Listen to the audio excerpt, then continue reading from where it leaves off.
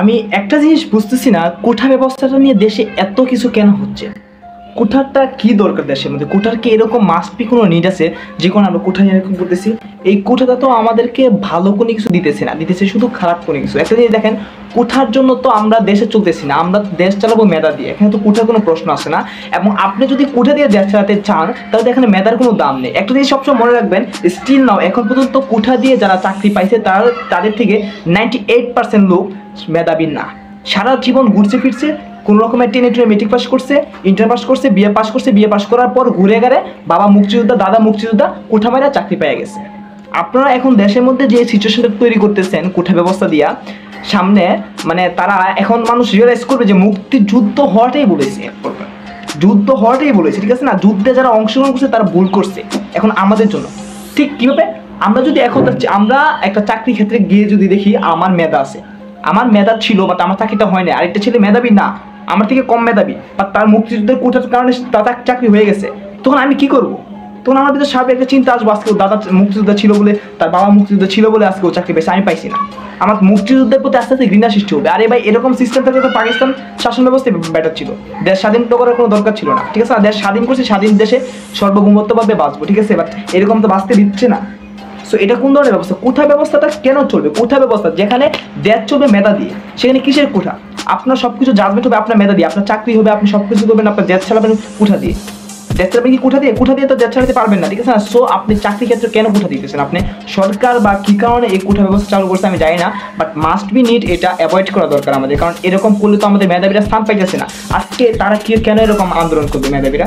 কেন? কারণ তারা ডিপ্রাইভ, তারা বঞ্চিত from their rights, and that's why they are struggle for it. It's a struggle look like our 1971, ঠিক আছে? 1971 মতো এটা কিন্তু একটা struggle. Look at this. In this time, people also struggle for their rights because they can deprive from their rights in 1971, and still now in this place, 2024, also people deprived from their rights because কারণ মেধাবীরা তাদের রাইটটা পাইতেছে না। Who are intelligent are not get their proper rights, and that's why they are struggle. So it's not a free country. একটা free country মানে quality এরকম থাকে না। So কোঠা ব্যবস্থাটা দেশ থেকে একদম তুলে দেওয়া দরকার, ঠিক আছে? কিসের কোঠা ব্যবস্থা থাকবে? আমি আমার আগের ভিডিওতে বলছি, কোঠা ব্যবস্থা থাকলে তার শুধু একটু প্রতিবন্ধী ক্ষেত্রে কোঠা ব্যবস্থা থাকতে পারে, কারণ তারা সমাজে বঞ্চিত। আদারওয়াইজ কোনো ক্ষেত্রে কোঠা ব্যবস্থা থাকবে না। আপনারা যেরকমভাবে সিচুয়েশন তৈরি করতেছেন, 2 দিন পর মুক্তিযুদ্ধ একটা ভুল, মুক্তিযুদ্ধ হওয়াটাই বলেছে, দেশটা স্বাধীন হওয়াই বলেছে, আগামী জেনারেশন এরকম দাওয়ান পোষণ করবে যখন দেখবে মুক্তিযুদ্ধের সন্তানরাই সব কিছু পাইতেছে, মুক্তিযুদ্ধেরাই সব কিছু করতেছে, মাস শেষে বেতন পাইতেছে, সন্তান পাইতেছে, নাতি পাইতেছে। তাই ভাই আমরা কি বাইশে আইছি নাকি ভাই দেশের মধ্যে? আমাদের একটা ফেসিলিটি নেই। আমার বাবা আজকে আমার দাদা মুক্তিযুদ্ধ করে নাই এ বলে কি আমার মেধা এখানে কি করছে? আমি এখানে কি করছি? আমি কি দোষ করছি? আমার পূর্বপুরুষ মুক্তিযুদ্ধ অংশগ্রহণ করে নাই, কি আমার কোনো দোষ? আমার তো দোষ না, আমার তো মেধা ঠিকই ছিল।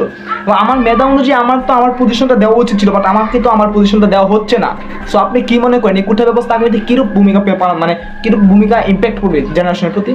সো এই অনৈতিক কাজগুলো বাদ দিবেন। কোন সরকার? আপনি আওয়ামী লীগ সরকার, বিএনপি সরকার, আমি কোনো সরকার বা পক্ষপাতিত্ব করতেছি না। আমি জাস্ট যেটা রাইটস সেটা বলতেছি, আমি যেটা রাইটস এটা বলতেছি সামনেও বলবো। বাট আমি চাই, আমি না, আমার সাথে পুরো বাংলাদেশে চাই মেধা দিয়ে সব কিছু জাজমেন্ট হোক, কোঠা দিয়ে নাই। কারণ কোঠা দিয়ে যদি দেশ চালান তো সামনে দেশগুলা মানে এমনিতেই দেশ অবনতির মুখে আমরা যা দেশের পরিস্থিতি দেখতেছি, সামনে এরকম পরিস্থিতি থাকবে না, ঠিক আছে? সো এই ব্যাপারে এগুলো আরেকটু কেয়ারফুল হন, কোঠা ব্যবস্থাগুলো বাদ দেন, সমাজটা একটু সুন্দরভাবে চালানোর ট্রাই করেন। ভালো থাকবেন সবাই, আসসালামু আলাইকুম।